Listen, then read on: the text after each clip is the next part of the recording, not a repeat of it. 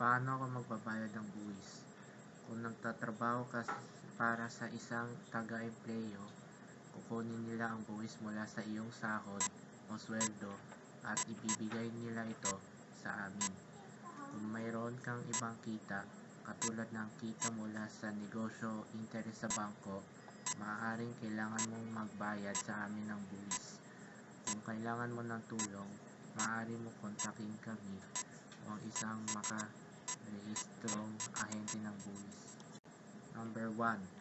Sumailalim sa temperature check bago pumasok ng voting center. Number 2. Magtungo sa Voters Assistance Desk para alamin ang iyong precinct at sequence members at assigned room o clustered precinct. Number 3. Pumunta sa iyong assigned room at magpakilala sa electoral board sa pamamagitan ng pagsabi ng iyong pangalan, precinct number at sequence number. Number 4. Kunin ang balota, ballot secrecy folder at marking pen mula sa EB at magtungo sa voting area upang bumoto. Number 5. Itiman ang loob ng bilog sa unahan ng pangalan ng kandidatong nais mong iboto. Huwag bumoto ng labis sa nakatalagang bilang sa bawat posisyon. Number 6. Ipasok ang balota sa vote counting machine. Number 7. Suriin ang resibo at ihulog ito sa nakatalagang lagayan. Panghuli, magpalagay ng indelible link sa kuko ng iyong kanang hintuturo. Ilan sa mga nagdilipang isyung panlipunan sa kasalukuyan ang pagbubuli, diskriminasyon o rasismo.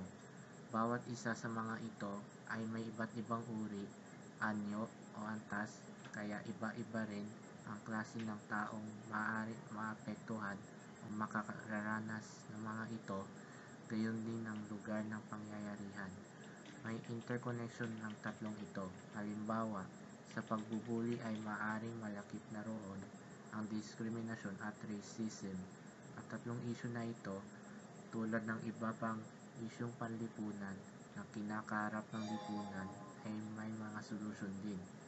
Ang mga solusyon ay hindi pagmadalian, bagkus ay gradual ang pagpapatupad ng mga ito. Bagamat ang pangunahing layunin ng mga solusyong ito ay ang tuluyang pagkawalan ng mga nasabing tatlong isyu sa mukha ng lipunan, mahabang panahon pa ang hintayin itong mangyari. Ang mithiing iwasan na mangyari pa ang mga isyung ito sa mga susunod na oras, araw, linggo, buwan. Ang layunin muna sa sandaling ito. Maaaring isang makabuluhang karanasan ang pagsisimula ng isang negosyo, pero maaaring hindi ito ang tamang desisyon para sa lahat.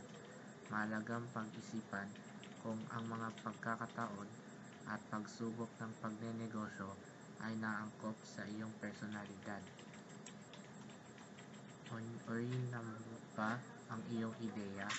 Kung mayroon kang makabagong ideya, maaari mong pag-isipan kung kailangan ba nito ng protection para sa intelektuwal na pagmamay-ari para maiwasan itong makopya ng ibang tao. Kung hindi orihinal ang iyong produkto o serbisyo, pag-isipan kung paano mo ito gagawing kakaiba at kapansin-pansin sa market. Number 2. Paano ka kikita?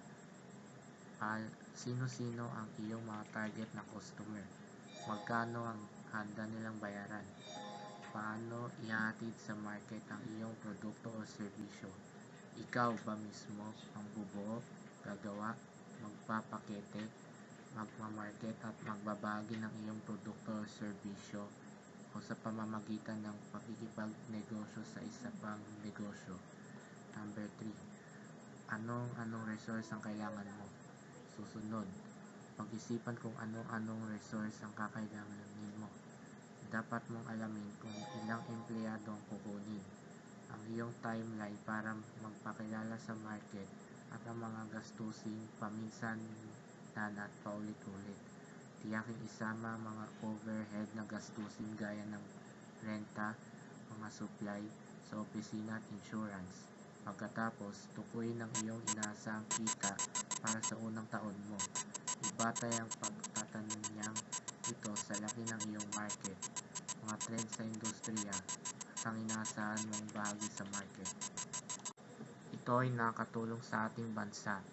Ipinapakita dito ang mahal natin ng ating bansa.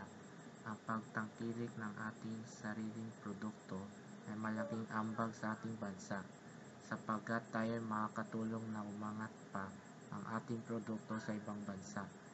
Matutulungan din natin ang ating sariling bayan sa pagtangkilik ng ating produkto at makakatulong tayo sa ating kapwa Pilipino na maiahon sa kahirapan ng ating kababayan. Isa sa maipakita natin na tayo ay isang dugong Pilipino sa mga banyaga sa pamamagitan ng pagtangkilik ng sariling produkto ng Pilipinas, sapagkat tayo ay natutulungan, maliit man ito sa iba. Pagpapatupad at pakikilahok sa mga proyektong pagkaunlaran sa komunidad ay dapat nating handaan at seseryosohin ang gawaing pagkaunlaran sa komunidad. Sana makatulong.